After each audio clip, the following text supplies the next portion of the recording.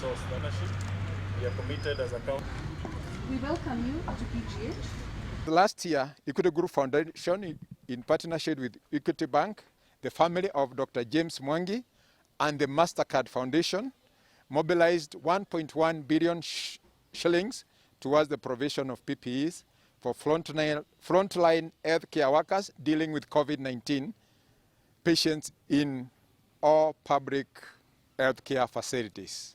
Thibitarĩ ya Nakuru Level 5 Hospital yarĩ thibitarĩ imwe ya iria twambĩrĩirie cirĩ mũbango-inĩ witũ wa kũhe PPEs na njuge ũmũthĩ tũkĩte haha nĩ ũndũ wa rĩrĩ rita rĩa gatatũ na mũno mũno tũkĩririkana atĩrĩrĩ atĩ kaunti ĩno ya Nakuru nĩ kaunti imwe iria he kaunti ithano iria tũĩ ciatarirwo nĩ red zone nĩ ũndũ wa gũkorwo rate ya infection ĩrĩ igũrũ mũno.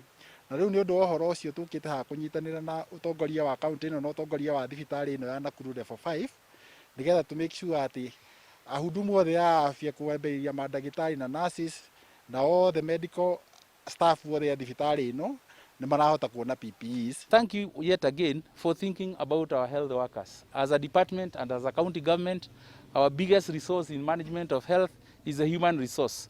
And when we see you taking care of them, we also take pride.